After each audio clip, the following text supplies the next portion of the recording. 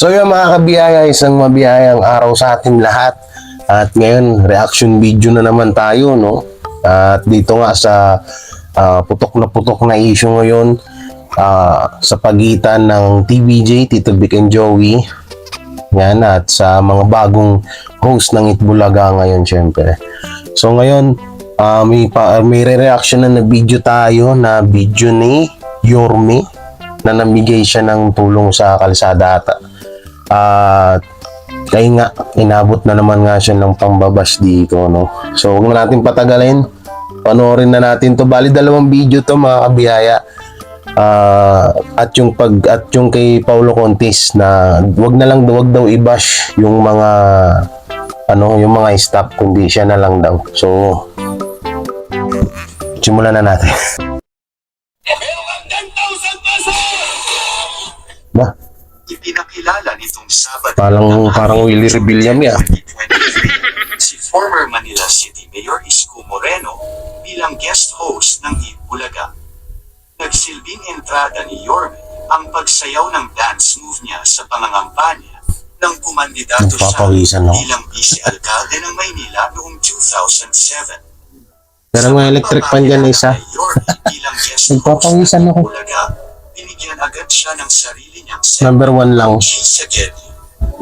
Kasama ni Yorme si Buboy sa gilid ng Marcos Highway sa pagpapalagay Sa labas lang ata na Itbulaga yan Sa labas lang na Itbulaga yan jeepney drivers at pasahero na sinusorpresa nila sa pamamagitan ng pagbibigay ng pera. Isa dito ang banana queue vendor kung saan pinakyaw ni Yorme ang lahat ng paninda nito. Jackpot si at Kuya. binigyan ng 10,000 piso. Wow, 10,000 piso. Jackpot si Kuya. Guest co-host pa lamang si Yorme sa Itbulaga. Huwag yan.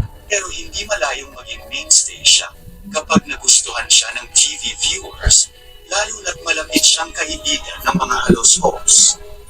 Nangako naman si Yorme na babalik siya sa Itbulaga sa Lunes, isang pahiwati na nagustuhan niya ang kanyang pag-co-hosting nitong Sabado.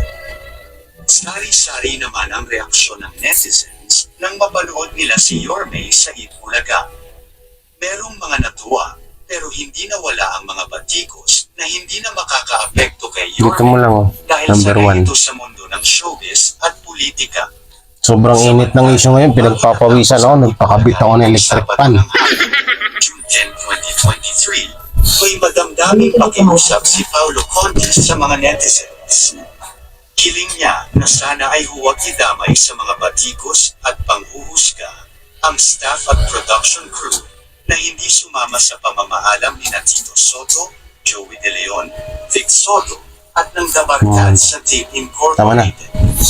Ayon kay Paul, gagawin nilang mga host ang kanilang makakaya para mapasaya ang mga tao, pero sana ay wag na daw idamay pa ang mga staff at crew. Maaaring deserve daw niya na batikusin, pero hindi daw ang mga staff at crew na kailangan magtrabaho dahil may mga pamilya daw sila na kailangan suportahan. Hindi naman binabas yung mga crew Nagpasalamat muna siya sa unang linggo ng pag-ere ng longest running noontime show nang wala ang original hosts na sina Tito Vic at Joey o mas kilala bilang TVJ. Kasama ni Paulo bilang kapalit sina Betong Sumaya, Buboy Villar, pati na rin si Ravi at Cassie Legaspi. So yun, tapos na yung isang video natin, so may isa pa yan. Doon sa pagtulong nila, ito yan, lumabas sila ng highway, Marcos Highway, doon sila namigay ng tulong. Ang problema doon, pati doon sa banana queue vendor, goods na goods yun, walang problema doon. Yung ang problema lang ay mas gusto pa rin ng mga netizens Siyempre yung original, kahit nga ako na tawag dito na isa sa mga fans ng TVJ or original Itbulaga host, mas gugustuhin ko pa rin ng tambalang Jose, Wally and Paulo. Dagdagan pa ng Tito Vic and Joey, and Alan K. So medyo ayun nga lang, kawawa dito si Yorme kasi Bagay, sanay naman ng mga yan sa pambabash kasi artista naman yung mga yan eh. No.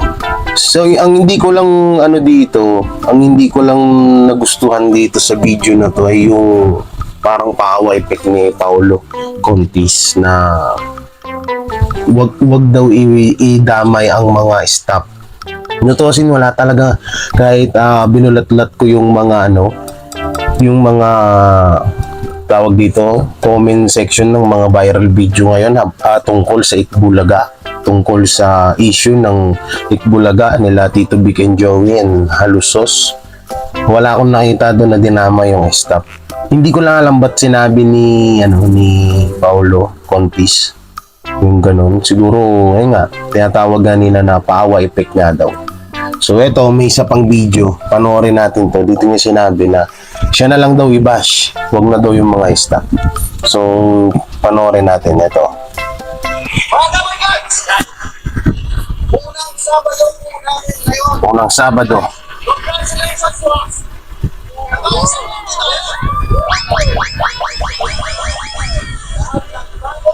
Lahat ng effort na araw-araw makasama namin kayo.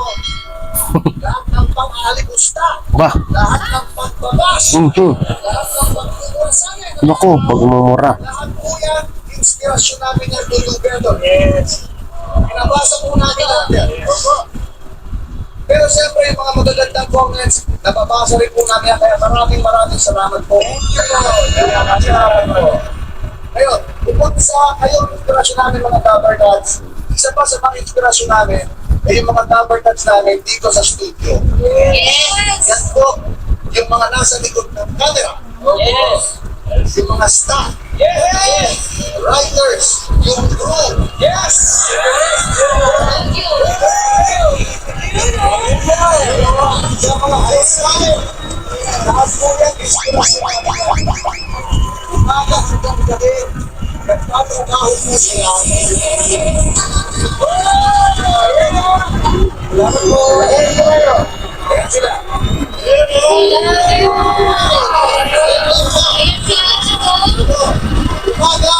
Umaga hanggang gabi. Oh, ba't nag-iiyakan? Ba't nag-iiyakan na agad kayo? Nag-iiyakan sila. Oh, nag-iiyakan ng mga madlang people sa GMA, madlang people. Kapuso pala. Kapuso staff of Itbulaga. Pumati si Buboy, naiyak na rin. Oh, naiyak siya sa kaka-scripted niya. Oh. Dahil may mga pamilya sila na nangangailangan, sila po ang nagpapakain sa mga pamilya ko.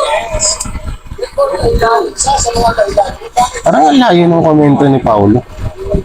ang Itbulaga mo, hindi lang po kami na. Hindi lang po mga artista yan. Kasama po lahat po sa likod ng camera para itabuhin po namin yung programa para sa inyo. Tama naman yan, tama naman. Ang pinaka-apektado po, sila. Yes! Kasi kami mga artista, hindi ba ang show, hindi ba kami pwedeng magkakitaan. Ito po ang kabuhayan nila. Masakit sa akin pag nag-bash ko sila. Yes! Ako, sanay ako dyan. Breakfast, lunch, dinner. Ako ang bash nyo. Okay lang sa akin. Kasi po, we will do our best para maging masaya po kayo. So sana lang po, huwag nyo na po idamay yung staff at yung crew. They don't deserve it. Yes. Kaya naiiyak siya si Oscar. Iyakan. Hindi ko na, maybe I do, but they don't. Yes. So kami na lang, sanay kami dyan. Actually, wag na ako. Si Kuboy na lang.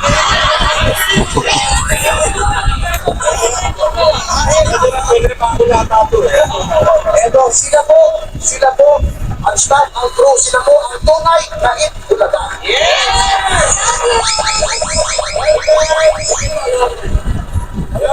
Ano, sa buhay, di ba? Mag-jowa. Diba? Bakit napunta ka sa mag-jowa? So, stop na natin yun, no? Oo. Tutusin, hindi naman talaga nadadamit ang mga staff ng Itbulaga sa mga nangyayaring issue ngayon. Wala akong nakitang ganun. kundi sila lang talaga yung binabash, silang tatlo. Silang mga bagong host ng Itbulaga, no? Sila lang yung talagang binabash sa lahat ng mga videos na kumakalat ngayon sa social media. Hindi ko alam ba't sinabi ni Paulo Contis na siya na lang daw i-bash, wag daw yung mga staff. Kaya minsan naisip ko paawa effect. Hindi pala minsan, kaya naisip ko talaga na paawa effect ang nangyari. Na parang kumuha siya ng simpatya dun sa mga staff na para or parang siyempre pinagtanggol niya yung mga staff para maging mabango yung pangalan niya. Okay rin naman din yung strategy na yun, walang problema dun. Ang akin lang dito, ba't kailangan pang gawin yun, di ba? Na huwag nyo idama yung mga staff. Hindi naman talaga dinadama yung mga staff. Tsaka ito pa, hindi talaga yan makakaalis yung mga staff na yan. Hindi yan makakaalis. Una, hindi makakaalis yung mga staff niya yan. Diyan sa Itbulaga, unang-una. Hindi naman yan kasi yayaman ng mga artista dyan. No, yung mga artista nila, Tito Vic and Joey, na kahit anytime pwede silang lumipat ng ibang channel, pwede silang mag-resign kasi talagang kung sayaman lang is mayaman talaga yung mga yan, no? Lahat ng mga artista na yan. So dyan sa mga staff na yan, kakapiranggot lang din naman yun yung sinasahod din ng mga hindi katulad ng mga artista na yan or mga host ng isang TV show, no? So maaari yung iba dyan hindi pa tapos ang kontrata dyan sa GMA or dyan sa Itbulaga na yan, kaya hindi sila nakasunod, no? Kaya wag niyong sasabihin na na parang binabash ng mga ng mga netizen yung mga staff kasi hindi sumunod sa TVJ. Una, 'di ba? Naglabas ng ang TVJ na hindi nila pinipilit or hindi nila pinilit ang mga host at mga staff na sumama sa kanila. Kasi sila naman tatlo yung kusang umalis at nagsunuran yung iba, no? Nagsipirma na magre-resign na. So wala silang ginawang ganun, walang pamimilit sa mga kasama nila, no? Na alis na tayo dito, lipat tayo doon sa kabila.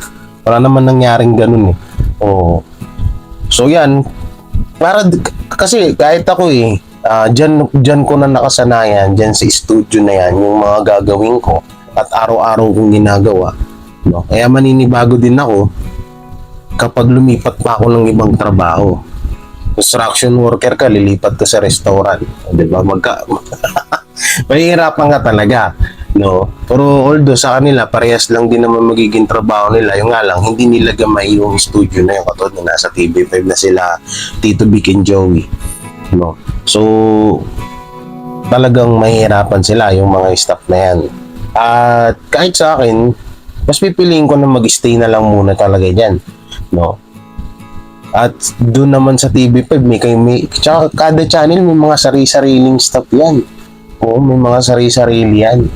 Walang yan na tinatawag dito na parang private staff kung tawagin, no? Kasi syempre porket sa Itbulaga ka na studio o GMA, kailangan sama ka rin doon sa kabila kasi wala silang staff doon. Meron din yun doon, no? Hindi pa maaaring hindi pa wala doon.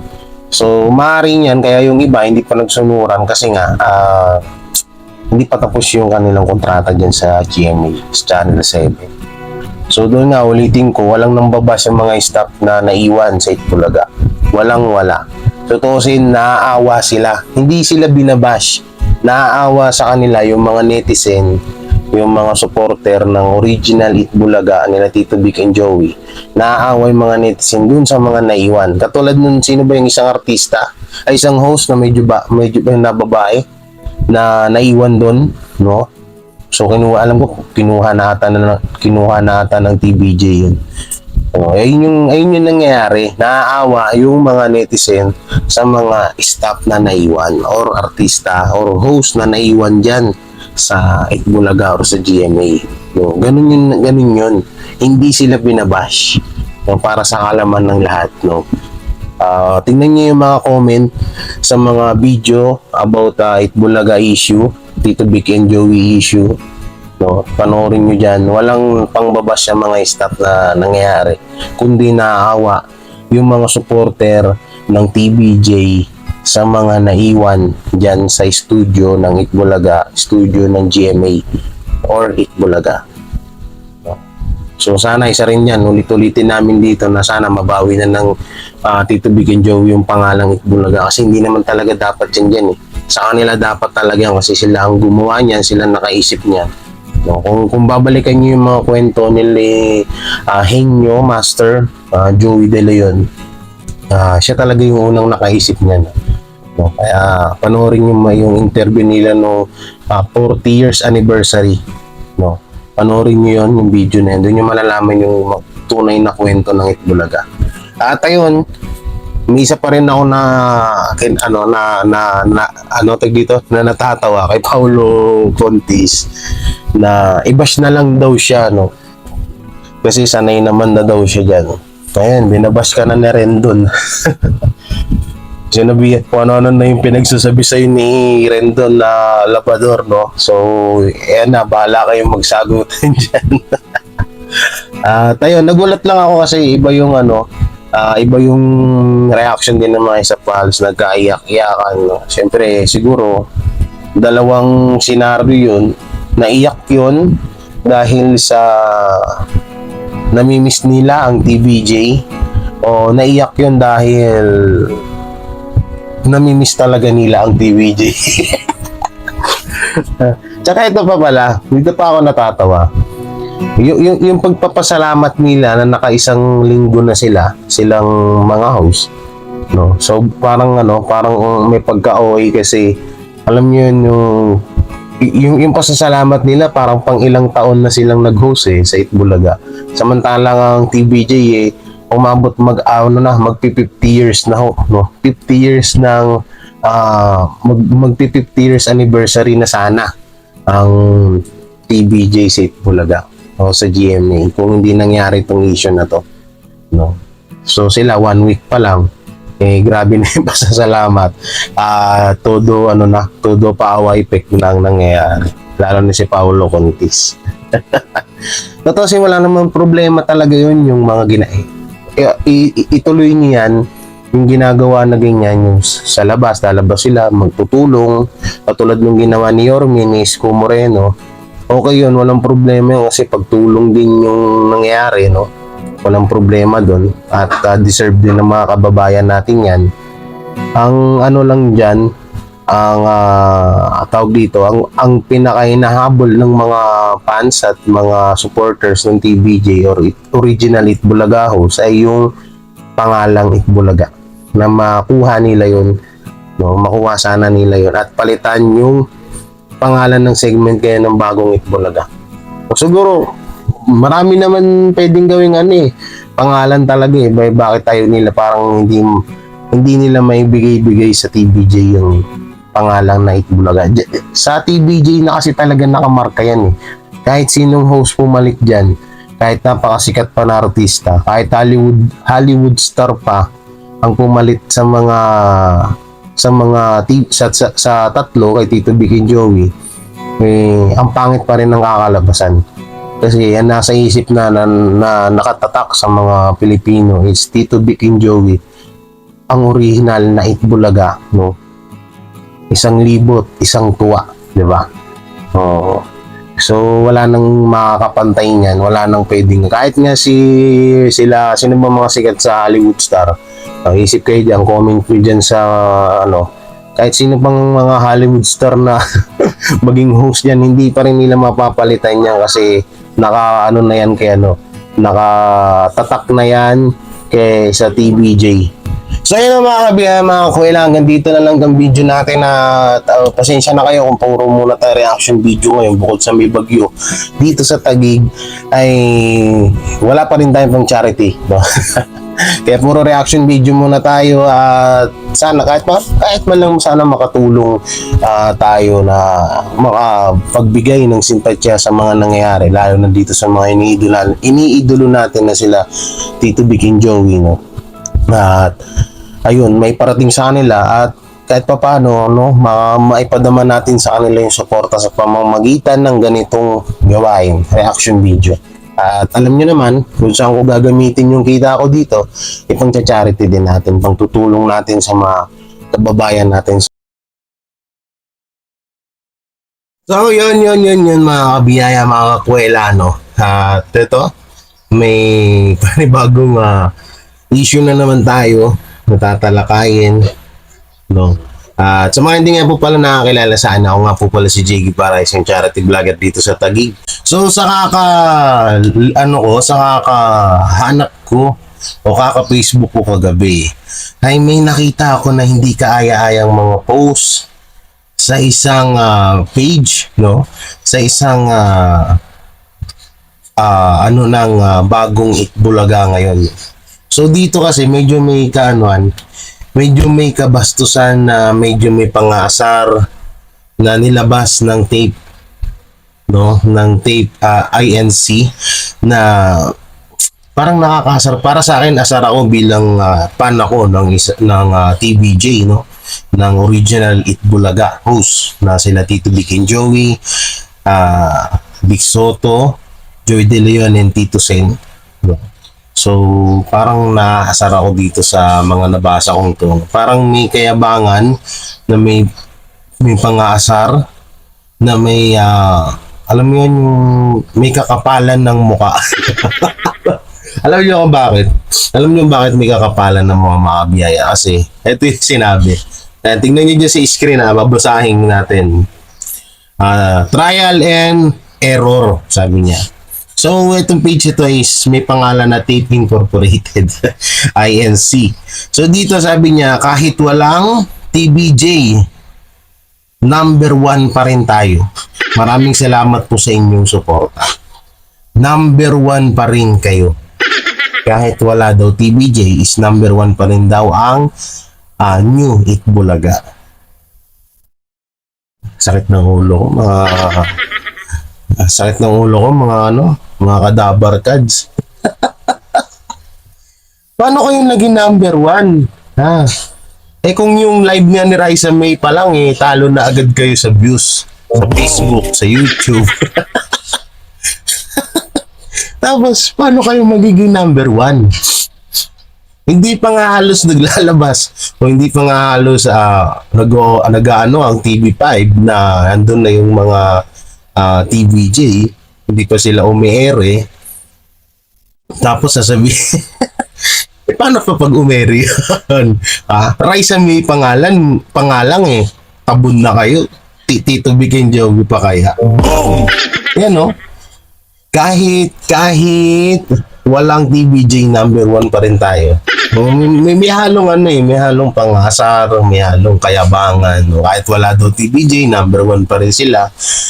Sa totoosin lang, ibabalik ko sa inyo yung sinabi mo, no? Yung sinabi mo mismo dito sa post to, kung sino man to, isang page nga to ng Tape INC, no?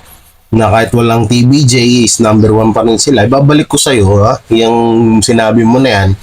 Alam mo, walang Itbulaga, walang judgmental. Ano pa ba mga nakalagay dito? Walang Itbulaga, walang judgmental, walang solid na abarkads, walang noon time show sa GMA, walang Pinoy Henyo kung wala ang TBJ. Tandaan nyo yan, ha? Oo. Tandaan yan, wala lahat yan kung walang TBJ. No? Kasi tingnan nyo, ang dami ng mga halos, mga sikat naman din yung mga artista na pinasok nyo dyan ngayon. At wala naman tayong pangit na dyan, bukod dun sa dalawa, kay Paulo Contis tsaka kay Buboy Villar na gumawa nga na scripted. At si Paulo Contis nga, akala mo kung sino magyabang pero pinapabayaan yung mga anak. No? Tignan nyo to. No? Si Raisa May pa lang ang naka-live. No, si Raisa May pa lang ang nag-live, tabon na kayo. Tapos sasabihin nyo, kahit walang TBJ, number 1 kayo. Ito pa, marami pa dito. Ito pa isang bumabandera pa rin tayo. Ay, grabe. Bumabandera pa din daw sila. No?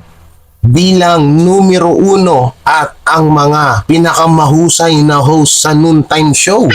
Oh my God, you're eating my nerve. Pinakamahusay daw. Ang kulit eh, no?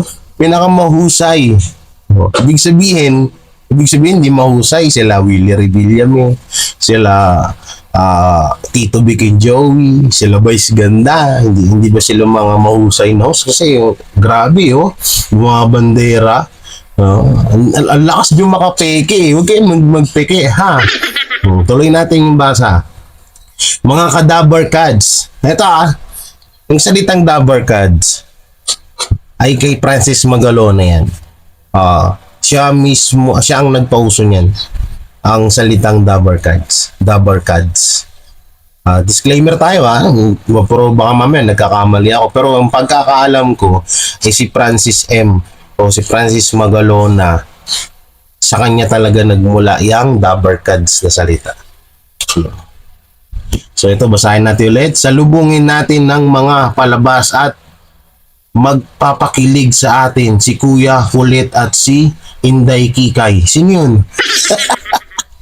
Sino yun? Handa kayong masindak. Masindak? Ba't kami masisindak? Mapatawa at mapakilig sa inyong mga puso. Ay, grabe. Sada, dito sa aming show, hindi lang top rated, kundi pinakamadiskarting host.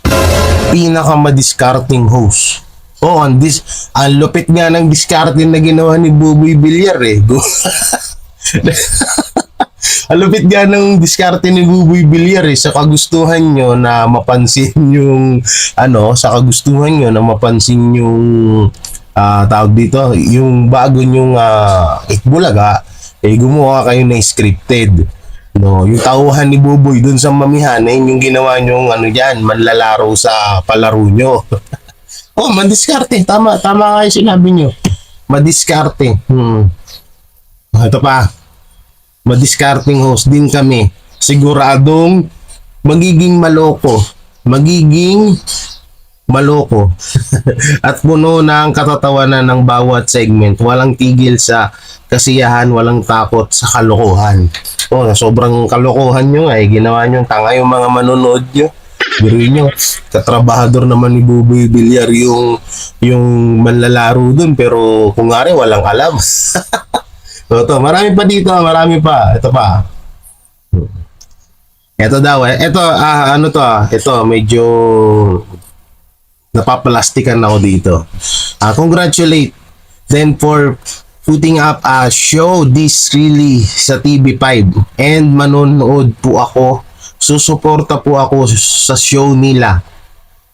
Kung hindi same time slot sa New Itbulaga, manonood din po ako sa kanila. Parang nanawagan ka dito na Tipa. Tipa ANC, parang nanawagan ka dito na ibahin ng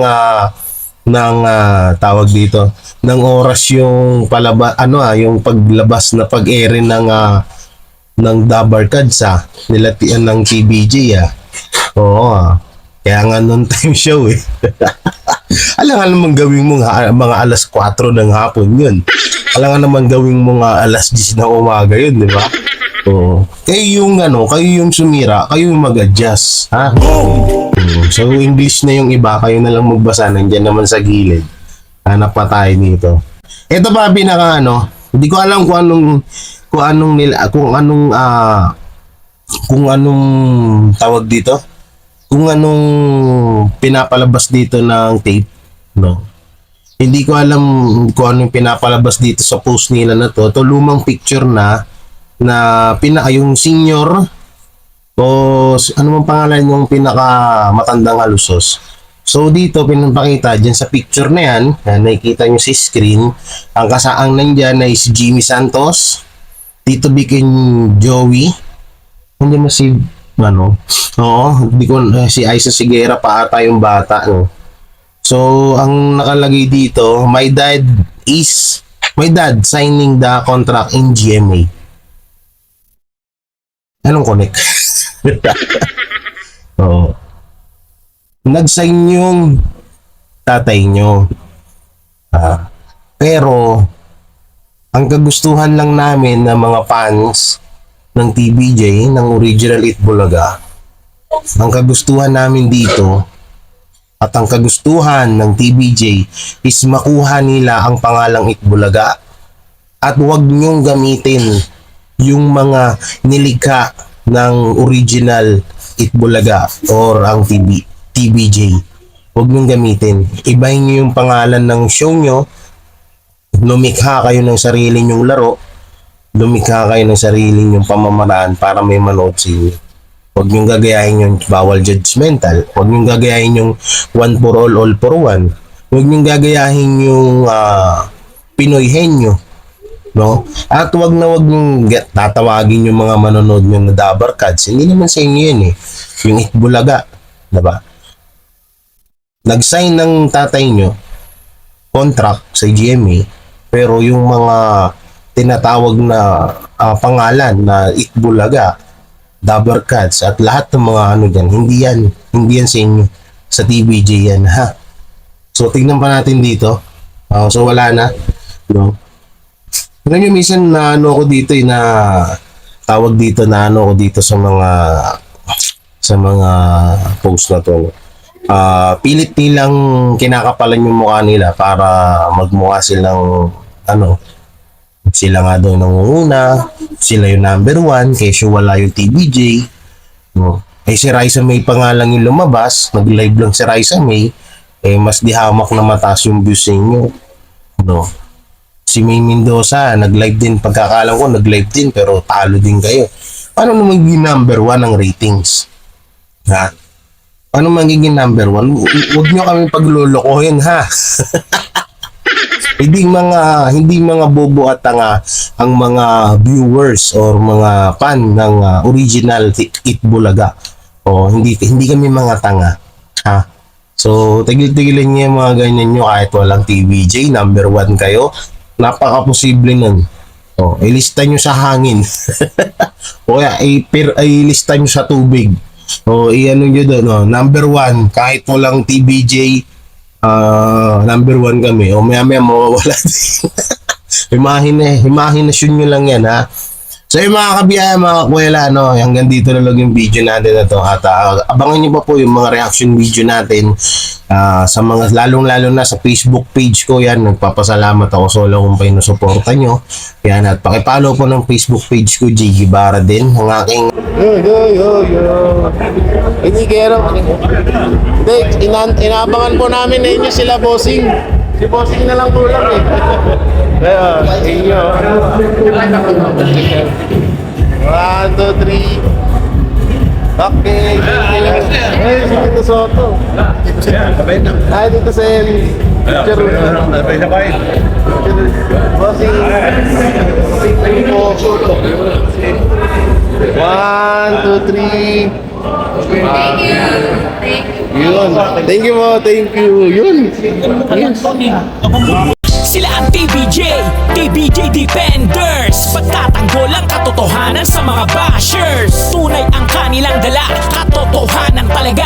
Ano mang sabihin nyo ay di yan sa kanila uubra. Mga salita nyo na di katotohanan. Sila ang patunay na merong katotohanan. Wala silang kinatatakutan, basta nasa tama kanilang pagyalaban. Ang TBJ ay kanilang susuportahan. Sila ang defenders na laging nasa likuran. J. Guevara.